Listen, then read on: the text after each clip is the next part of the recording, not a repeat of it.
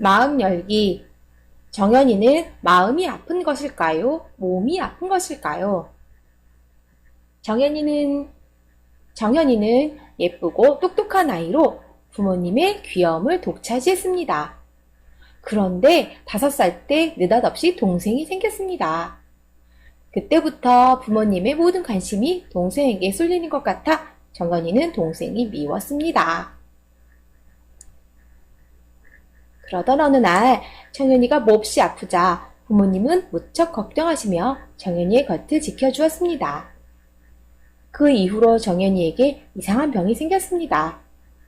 열도 나지 않는데 관심을 끌고 싶을 땐 온몸이 굳어지고 뒤틀리는 발작을 하는 것입니다.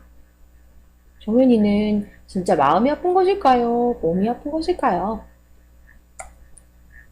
정연이가 아픈 게 아마 마음의 병일 가능성이 높죠. 마음의 병이 생기면 몸이 아파요?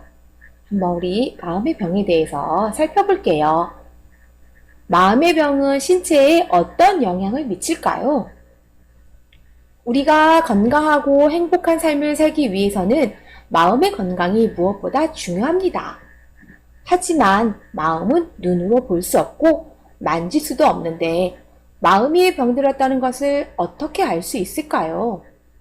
연구 결과 우리가 기쁨, 즐거움, 행복감, 평온함 같은 좋은 감정을 느낄 때 몸에서는 건강하게 하는 화학 물질이 만들어지고 반대로 슬픔, 분노, 두려움, 죄책감 같은 좋지 못한 감정을 느낄 때는 죽음으로 신체를 이끄는 화학 물질이 만들어진다는 사실이 밝혀졌습니다. 기쁨, 즐거움, 행복감.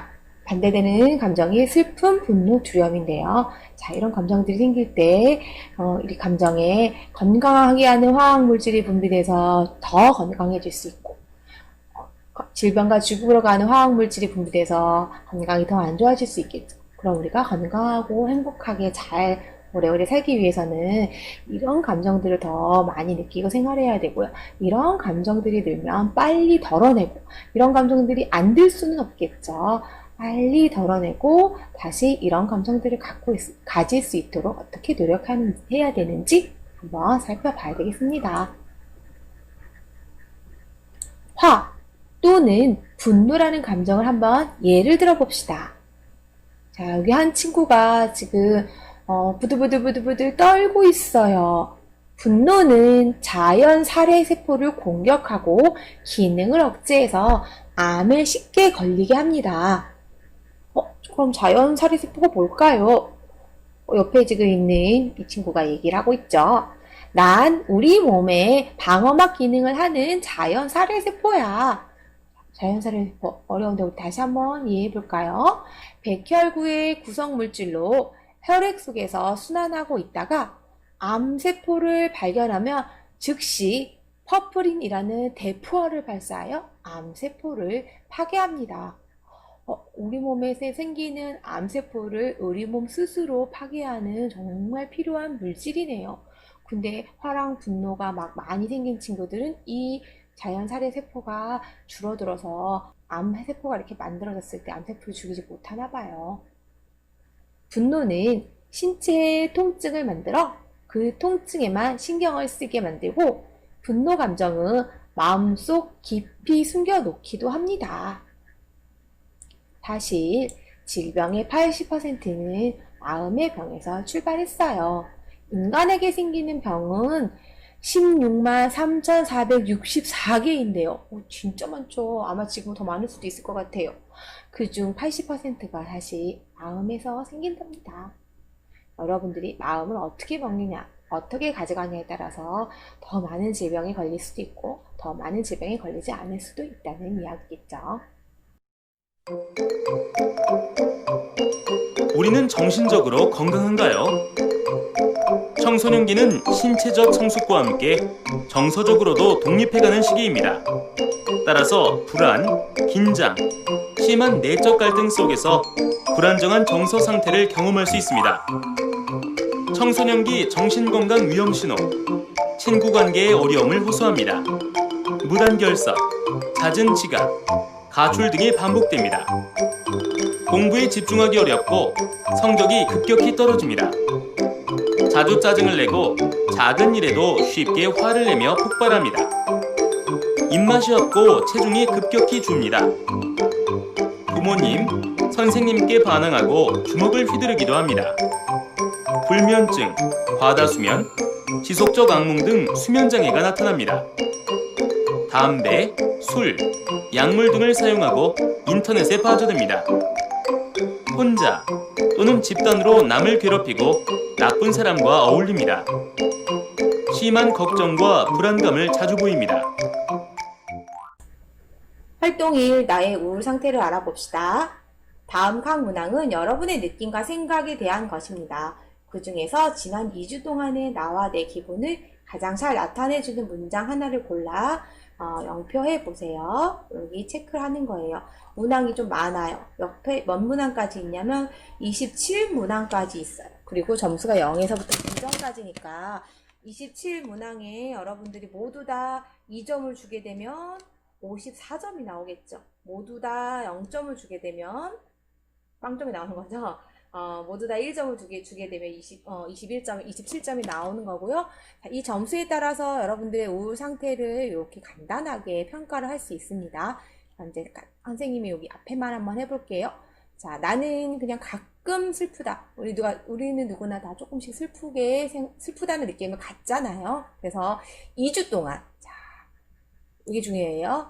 2주 동안만 생각해 볼게요. 2주.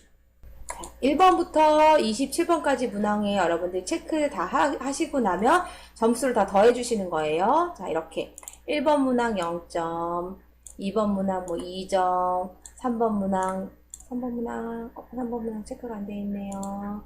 3번 문항 0점, 4번 문항 2점, 뭐 5번 문항 1점 이런 식으로 쭉 점수를 다 더한 다음에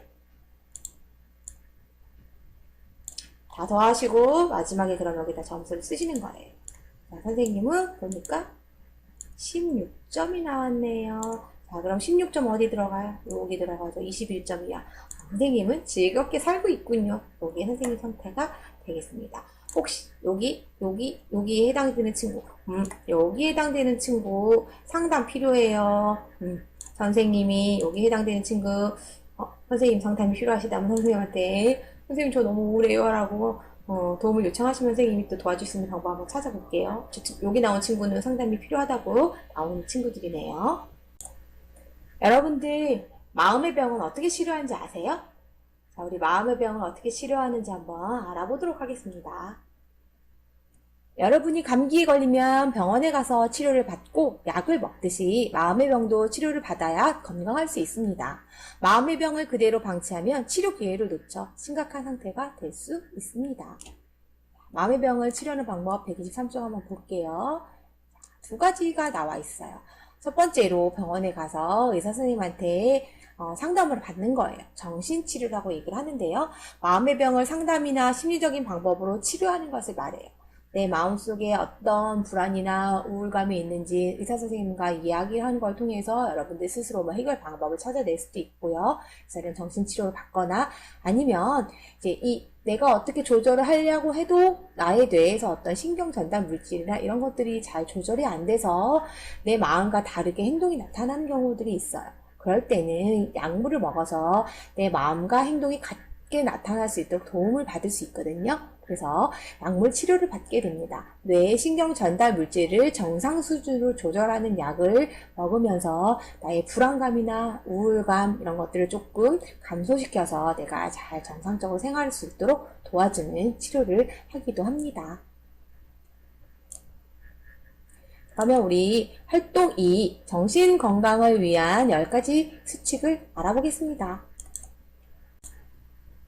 자, 그러면 정신건강을 위한 10가지 수칙입니다. 가로 안에 알맞는 낱말을 한번 넣어볼 건데요.